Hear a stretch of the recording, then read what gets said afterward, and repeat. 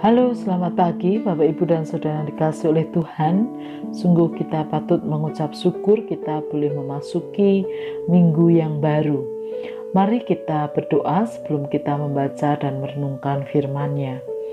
Tuhan Allah yang mengasihi kami, terima kasih untuk hari yang baru.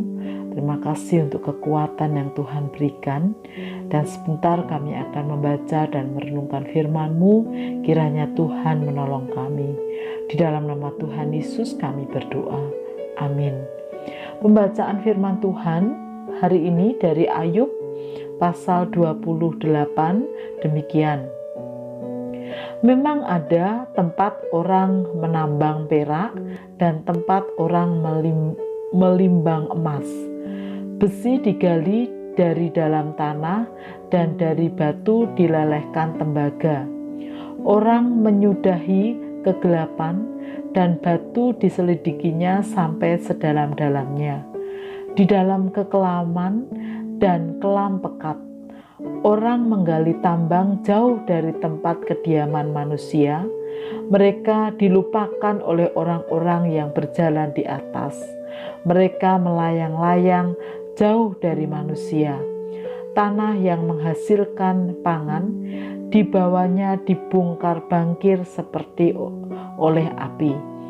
Batunya adalah tempat menemukan lazurit yang mengandung emas urai. Jalan ke sana tidak dikenal seekor burung buas pun, dan mata elang tidak melihatnya. Binatang yang ganas tidak menginjakkan kakinya di sana, dan singa tidak melangkah melaluinya. Manusia melekatkan tangannya pada batu yang keras. Ia membongkar bangkir gunung-gunung sampai pada akar-akarnya. Di dalam gunung batu ia menggali terowongan, dan matanya melihat segala sesuatu yang berharga. Air sungai yang merembes di bendungnya, dan apa yang tersembunyi di bawahnya ke tempat terang. Tetapi di mana hikmat dapat diperoleh, di mana tempat akal budi? Jalan ke sana tidak diketahui manusia dan tidak didapati di negeri orang hidup. Kata samudra raya, ia tidak terdapat di dalamku, dan kata laut, ia tidak ada padaku. Untuk gantinya tidak dapat diberikan emas murni, dan harganya tidak dapat ditimbang dengan perak. Ia tidak dapat dinilai dengan emas ofir ataupun dengan permata krisopras yang mahal atau dengan permata lazurit.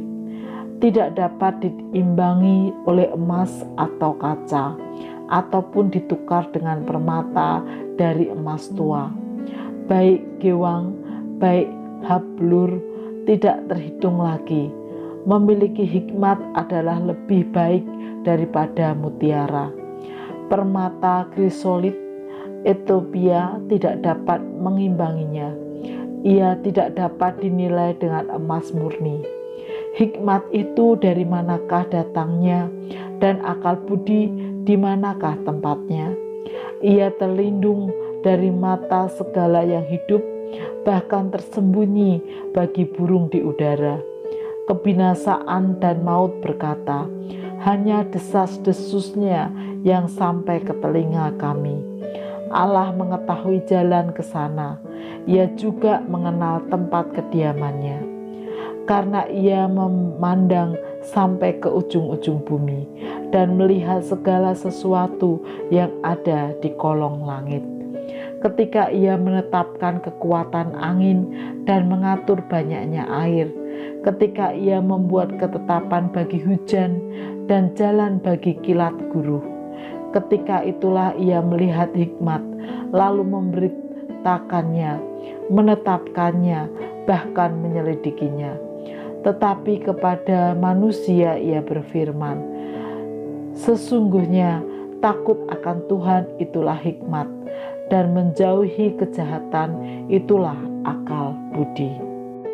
Bapak, Ibu, dan saudara-saudari yang dikasihi oleh Tuhan, pada pasal 28 ini menyebutkan tentang kehebatan manusia dalam mencari harta kekayaan melalui tambang emas, batu lasurit, dan permata yang sangat berharga. Namun, harta kekayaan tersebut tidaklah melebihi hikmat dan akal budi. Dengan demikian, hikmat dan akal budi jauh lebih berharga dibandingkan harta benda yang dicari oleh manusia tersebut. Oleh karena itu, memiliki hikmat dan akal budi jauh lebih mendasar dalam hidup manusia, dan itu bisa diperoleh karena hikmat adalah sikap takut akan Tuhan, dan akal budi adalah sikap menjauhi kejahatan. Dengan demikian, hikmat dan akal budi menjadi harta yang nilainya jauh lebih tinggi dibandingkan dengan emas, permata, bahkan batu lasurit. Bapak, Ibu, dan saudara-saudari yang kekasih dalam Tuhan Yesus, dari sini kita belajar bagaimana mengimbangi segala hal yang kita kerjakan dalam hidup sehari-hari.